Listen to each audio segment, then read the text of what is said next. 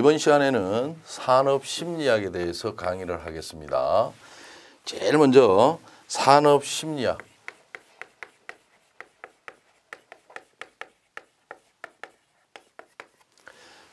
제일 먼저 뭘 알아야 되냐면 정의 정도는 알아야 되겠죠. 그래서 산업심리학이라는 정의는 산업심리학, 즉 심리학의 방법과 식견을 가지고 인간의 산업활동에 대한 행동을 연구하는 실천과학이며 응용심리학의 한 분야를 산업심리학이라 한다 정도 알고요. 두 번째로 이 산업심리학이라는 말을 제일 많이 쓴 사람이 누구냐면 구이온이라는 사람이에요. 그래서 이 구이온이라는 사람을 심리학, 산업심리학의 시조라 그러죠. 그래서 구이온이라는 사람은 인간과 작업 세계와의 인간과 작업 세계와의 관계에 대한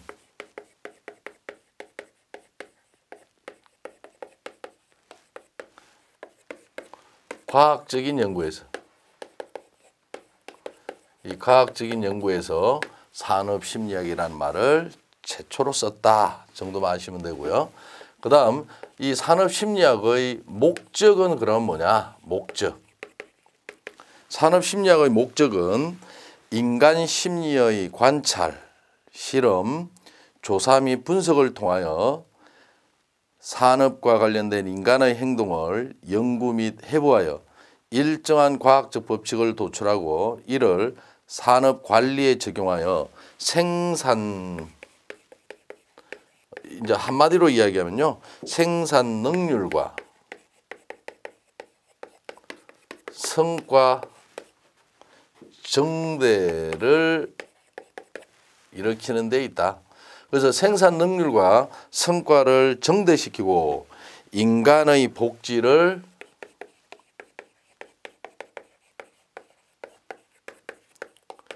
정진시키는 것이 산업심리학의 주된 목적이다 정도만 알고 계시면 되겠습니다.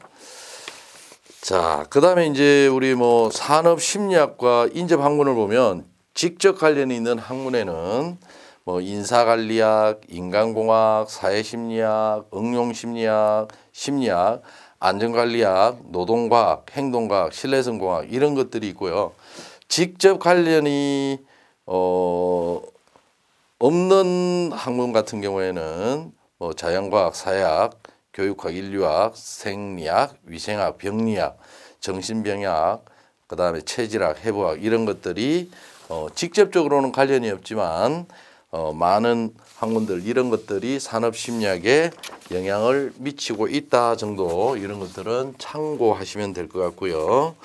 자, 그 다음에 인간관계.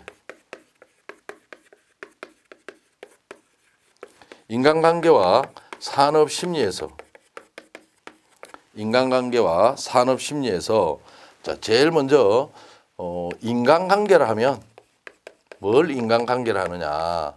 인간관계라는 것은 사람 대 사람의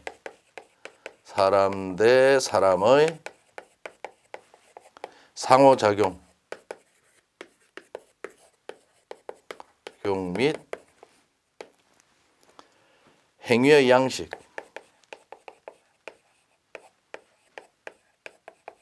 양식을 인간관계라는데 이 인간관계는 인간의 외적 요인입니다. 몸속에 있는 게 아니라 몸 밖에 있는 요인이다. 왜냐하면 사람 대 사람의 상호작용을 이야기하는 거니까 몸 밖에 있는 거다 정도는 알고 있어야 되고요. 그 다음에 이제 집단이라 그러면 각각의 구성원들 사이에 이 정도의 차이는 있으나 각가지 교섭 관계가 있고 그 행동이 다소간 조직화되고 있는 사람들의 집합을 집단이라고 이야기한다. 그래서 집단 정도는 여기서 집단에서는 집단의 종류 정도가 봐놔주면 좋은데 사회적 집단,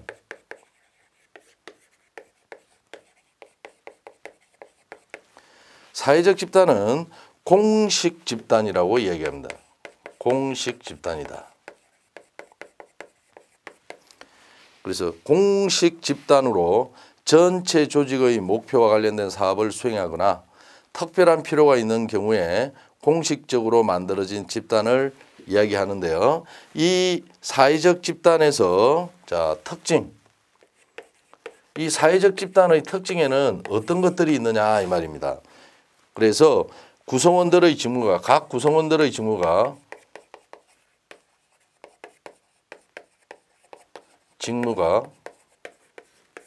명확합니다. 공식 집단에서는 A라는 사람이 해야 될, B라는 사람이 해야 될 업무들이 각각 명확하게 나뉘어져 있다라는 거예요. 그 다음에 집단의 목표나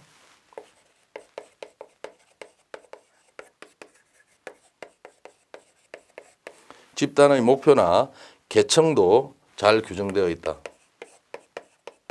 계층도 잘 규정되어 있다. 그 다음 권력, 권한, 책임, 업무 등이 명확하게 주어지고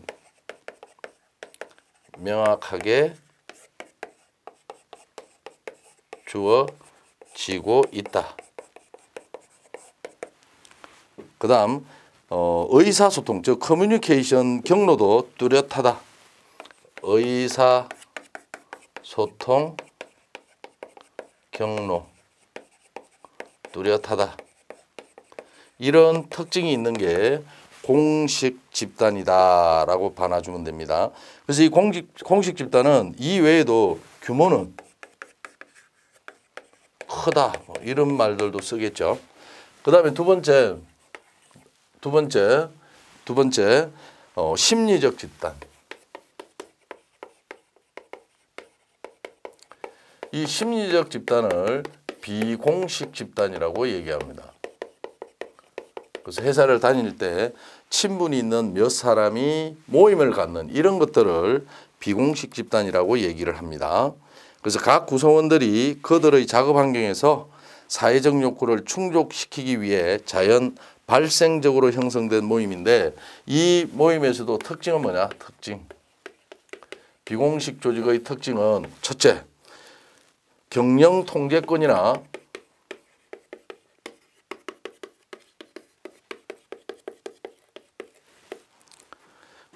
관리 영역 밖에 존재합니다.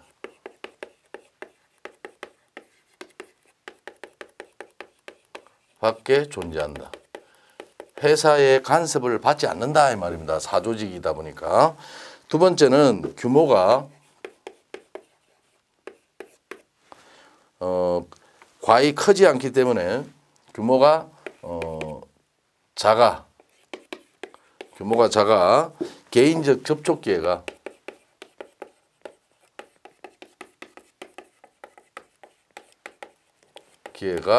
많다.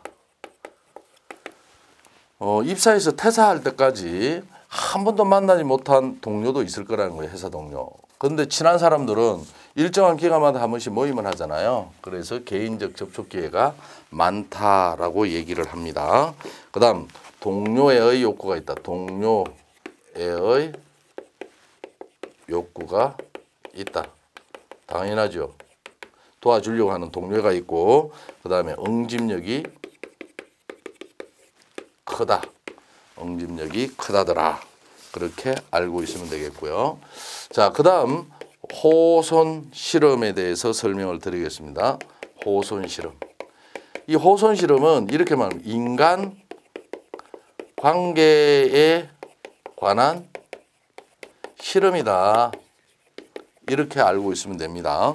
그래서 직장 집단에 있어서 공식 조직 내에 비공식 조직이나 비공식적인 인간관계가 발생하여 조직의 목적 달성에 중요한 영향을 미치고 있다는 학설. 즉, 이 인간관계가 생산성에 큰 영향을 미치고 있다고 밝힌 실험 이름이 호손 실험입니다. 미국에 있는 호선주에 있는 공장에서 실험했다 그래서 호선 실험이다라고 이야기하는데 이 실험자는 누구냐? 실험자는 메이오.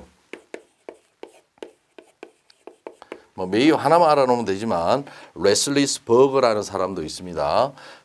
메이오나 레슬리스 버거 교수가 실험을 했고 그 다음에 결론은 이 호선 실험이 있기 전까지는 생산성 향상에 가장 큰 영향을 미치는 게 작업 조건만 구비해주면 생산성이 는다고 믿었습니다.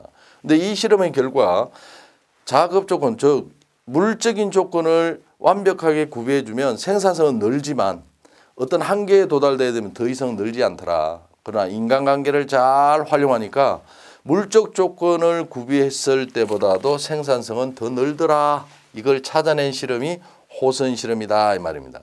그래서 호선 실험의 결론은 작업자의 작업 능률은 임금, 근로시간 등 근로조건과 조명 및 환기, 기타 물리적인 작업 환경 조건보다 꼭 기억해놔야 돼요. 종업원들의 태도와 감정을 규제하고 있는 인간관계에 의해서 결정된다라는 것을 밝힌 실험이 호선 실험입니다. 그래서 인간관계에 관한 실험이다 이렇게 기억하고 계시면 되겠고요. 두 번째, 물리적 조건도 그 개선에 의하여 효과를 가져올 수 있으나 오히려 종업원들의 심리적 요소가 중요하다는 것을 알 수 있다더라를 밝혔고요. 마지막으로 세 번째, 종업원의 태도나 감정을 좌우하는 것은 개인적 사회적 환경과 사내의 세력 관계 및 소속되는 비공식 조직의 힘이라다.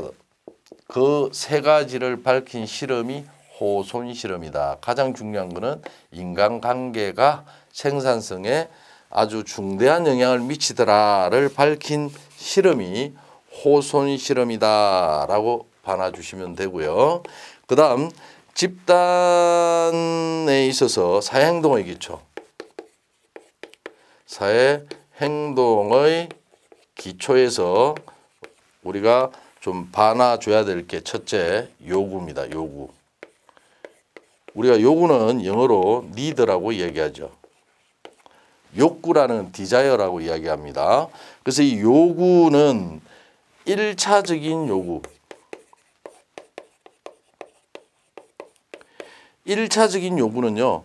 기하, 갈증, 성, 호흡, 배설 등의 물리적 요구와 유해 또는 불쾌 자극을 회피 또는 배제하려는 위급 요구로 이루어지는 게 1차 요구고요. 그 다음 2차적인 요구.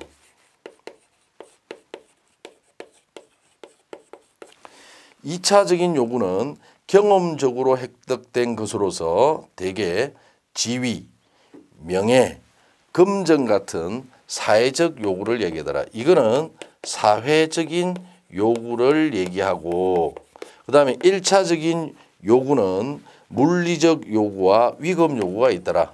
물리적 요구와 위급 요구가 있더라. 그 정도만 익혀놓으시면 될 것 같고요. 그 다음에 두 번째로 개성. 퍼스널리티 그렇게 이야기하죠. 그래서 이 개성은 인간의 성격,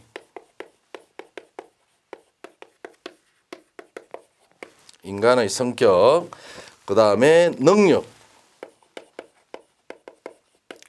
기질, 이 세 가지 요건, 이 세 가지 요건이 결합되어져서 이루어진 것이 개성이다 정도만 여기서는 알고 가면 될 것 같고요.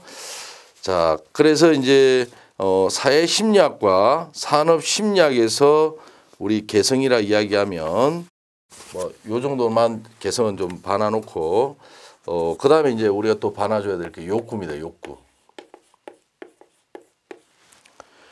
욕구는 디자이어 이렇게 얘기합니다. 디자이어 이렇게 얘기하는데 생리적 욕구와 사회활동 욕구로 나눌 수가 있습니다. 그래서 제일 먼저 생리적 욕구는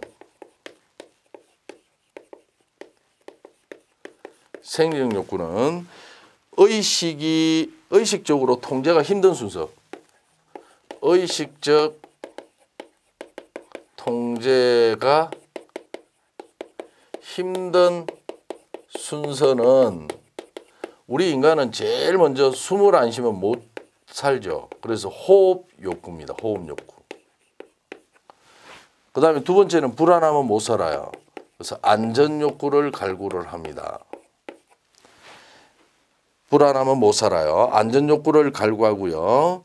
그 다음에 신체의 뭐 70% 가까이가 물이다 보니까 그 다음에 해갈 욕구가 되겠죠. 해갈 욕구. 그 다음에 배설 욕구. 배설 욕구. 그 다음에 수면. 그 다음에 식욕. 그 다음에 활동. 이 힘든 순서대로 올바르게 나열되어진 걸 찾을 수 있어야 된다. 그렇게 보시면 돼요. 그래서 이렇게 보면 돼요. 숨 안 쉬면 못 쉬면 죽고 불안하면 못 살고 그 다음에 마시고 내리고 잠자고 그 다음에 먹고 그 다음에 활동. 이걸 역으로 따라가면요. 고문 순서가 돼요. 고문 순서. 그래서 욕조에 물 받아놓고 팍 담그는 게 호흡 욕구를 저지하는 거잖아요. 이게 제일 큰 의식적 통제가 가장 힘든 거다. 그렇게 여러분이 알고 있으면 되고요. 그 다음에 사회활동 욕구.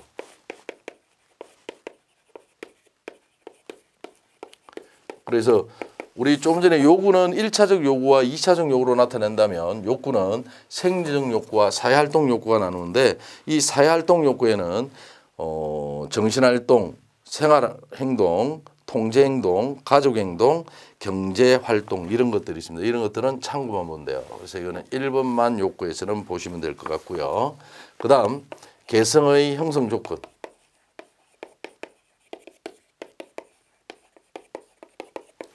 자, 이 개성의 형성 조건에는 제일 먼저 습관이 있습니다.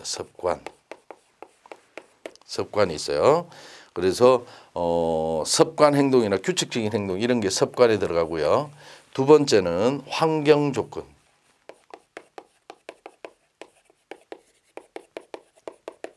환경 조건 및 교육도 있습니다. 세 번째는 섭성이 있습니다. 섭성이 있습니다. 근데 이 개성을 형성하는데 가장 큰 영향을 미치는 것은 환경입니다.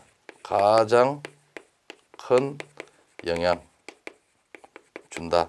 어떤 환경에 자랐느냐에 따라서 개성은 다 다릅니다. 그래서 개성을 형성할 때는 습관, 환경, 교육, 섭성 네 가지로 얘기할 수가 있다라고 봐주시면 돼요. 자, 그다음 사회행동의 기본 형태. 사회행동의 기본 형태는 별표가 되어져야만 합니다. 그래서 반드시 이거는 구분할 수 있어야 돼요. 그래서 협력이라 하면 조력, 분업 이런 것들이 있고요. 두 번째 대립, 협력 대립. 대립에는 공격과